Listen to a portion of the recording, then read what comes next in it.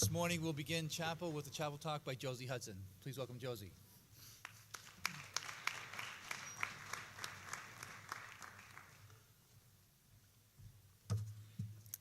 Good morning. I'm here to talk to you about something that not only affects my life personally, but nearly everyone in here. There are many sports that are extremely violent, such as boxing, cage fighting, or UFC. And if we have sports revolving around physical violence, then why don't we have sports revolving around verbal violence? If you think about it, we all practice it so often. Can you imagine a sport completely devoted to trash-talking your opponent? In boxing, the goal is to continuously injure your opponent until they can no longer stand. So we can make the objective of verbal boxing to be offend and emotionally scar the opponent to such extreme extents that they cannot recover. It makes such perfect sense. We practice throwing out mean words all the time, so why not make it an actual sport?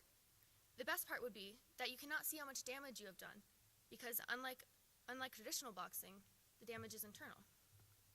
More often than not, when you are interested in something, you practice to further enhance your capabilities and potential. And it seems like we're always putting people down, so why not work to boost the amount of hostility that we already create? Verbal boxing is a great opportunity to humiliate a multitude of insecure peers. I thought we could begin practicing for the upcoming season immediately, so I organized something I like to call Psychological Damage Conditioning Camp. I thought we could start the season in this camp, we plan to foster the skills needed to develop bullying and improve the natural dexterity that we already seem to have. You should most certainly come if you've ever purposely made someone feel uncomfortable or unwanted. If you've ever called someone a hateful name or used a derogatory word towards them. If you have ever shunned someone from your group for any reason at all. If you have ever felt an exemption from being nice to someone just because they were different. If any or all of these apply to you, then wouldn't that make you a bully?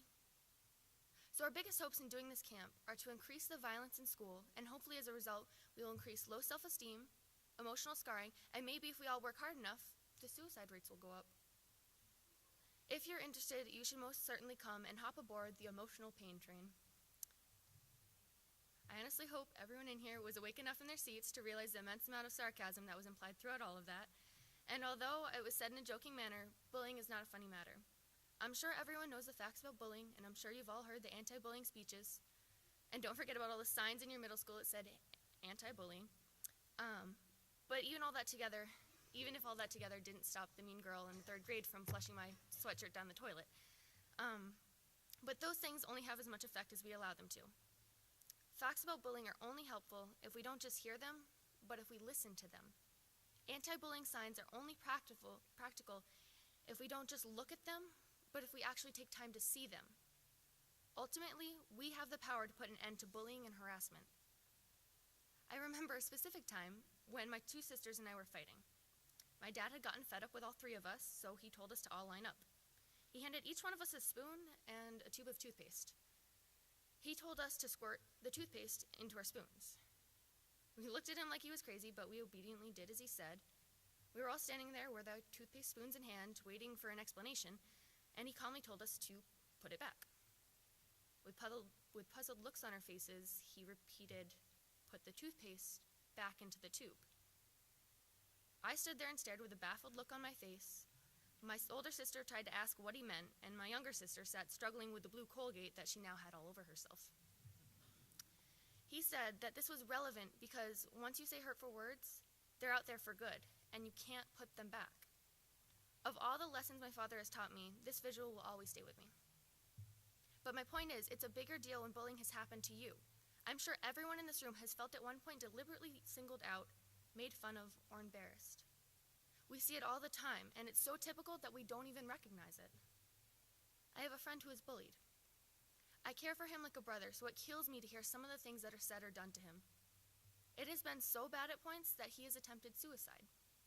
The words that so carelessly came out of someone's mouth could have taken his life. He showed me a message that someone had sent to him, and it was easily the most horrendous thing that I had ever seen. I cannot read to you what was written, because not a word of it is appropriate enough to say in school, let alone a civilized conversation at all.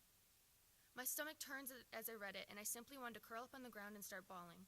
I could not comprehend how someone could possibly write such hideous things.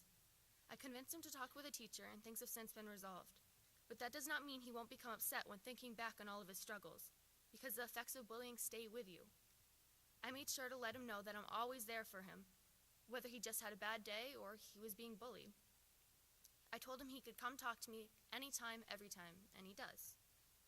Something as effortless as letting someone know you're there for them can make all the difference to a victim of bullying. Though our school does fairly well as far as bullying, and there are very few cases for the size of our school, it still exists. Even the smallest examples of bullying go on day to day, and we don't think a thing of it. And by not stopping it, we are just consenting for it to happen again.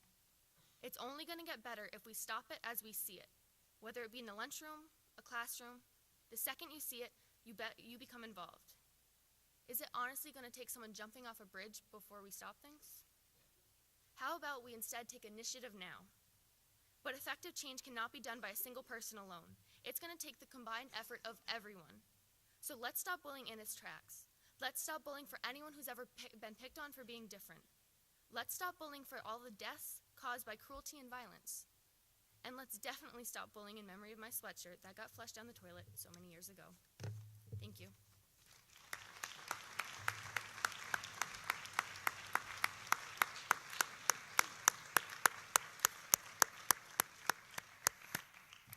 Thank you, Josie.